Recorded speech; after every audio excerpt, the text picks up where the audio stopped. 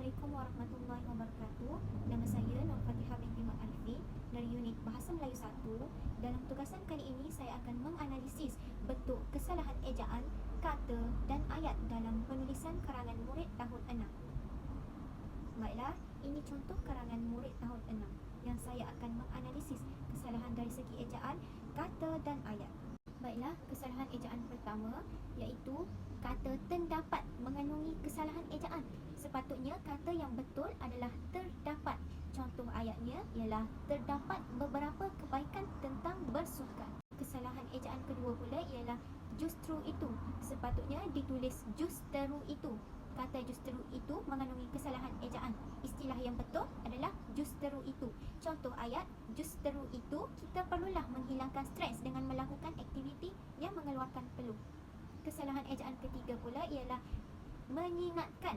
Sepatutnya ditulis menyihatkan. Contoh ayat, justeru itu kita haruslah sentiasa bersukan untuk menyihatkan tubuh badan. Seterusnya, kesalahan ejaan keempat, murid tersebut membuat mengisi. Sepatutnya kata yang betul ialah mengisi. Contoh ayat, di samping itu kita juga dapat mengisi masa lapang apabila bersukan. Akhir sekali, kesalahan ejaan kelima, murid tersebut hanya menulis perkataan bersuka. Sepatutnya ditulis bersukan. Contoh ayatnya, kesimpulannya, kebaikan bersukan dapat menanam sikap baik dalam diri. Seterusnya, kesalahan kata. Kesalahan kata pertama yang saya temui ialah suatu. Sebab kesalahannya ialah kata suatu digunakan dalam konteks tidak spesifik seperti suatu ketiga. Pembetulan, frasa satu menunjukkan spesifik kerana frasa satu merujuk kepada satu jenis atau unit aktiviti tertentu. Contoh ayatnya ialah bersukan ialah melakukan satu aktiviti ko-kurikulum di sekolah. Kesalahan kata kedua pula ialah berapa. Sebab kesalahannya, kata berapa merupakan kata tanya dan tidak boleh hadir dalam ayat penyata. Pembetulannya, kata beberapa perlu digantikan untuk menunjukkan bilangan sesuatu maklumat dalam ayat penyata. Contoh ayatnya, terdapat beberapa kebaikan tentang bersukan. Kesalahan kata ketiga ialah melaku. Sepatutnya dieja melakukan. Sebab kesalahan, kata melaku tidak membawa makna dan akan mengelirukan pembaca kerana tidak sesuai dengan konteks bahasa. Pembetulan, kata melakukan mematuhi struktur kata yang tepat di mana awalan menunjukkan tindakan dan kata lakukan memberikan makna yang sesuai. Contoh ayatnya, hal ini dapat melakukan aktiviti pada masa yang terluang. Kesalahan kata keempat, lain lagi. Sepatutnya lain-lain sahaja. Sebab kesalahan, kata lain lagi merujuk kepada tambahan atau yang lain tetapi tidak memiliki penggunaan yang jelas dalam frasa.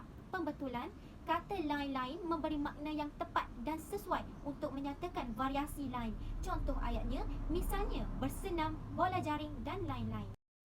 Akhir sekali, kesalahan kata kelima ialah dari. Sebab kesalahannya, kata sendi dari hanya boleh hadir sebelum kata nama yang menunjukkan arah atau lokasi. Pembetulan, kata sendi daripada perlu digunakan untuk menunjukkan sumber atau punca bagi asal kejadian. Contoh ayatnya, justeru itu kita perlulah mengelak daripada gejala yang tidak sihat agar tidak terkena penyakit. Kategori kesalahan ayat pula, kesalahan ayat pertama yang saya temui ialah antaranya kita dapat mengurangkan stres. Pembetulannya, antara kebaikan bersukan ialah dapat mengurangkan stres. Kesalahan ayat kedua, sebagai contoh bermain bola sepak, badminton. Pembetulannya, sebagai contoh bermain bola sepak, badminton dan sebagainya. Dalam kesalahan ayat kedua ini juga, murid tersebut tidak meletakkan tanda koma selepas penanda wacana. Seterusnya, kesalahan ayat ketiga, akhir sekali kita dapat membanteras gejala tidak sihat seperti lumba haram.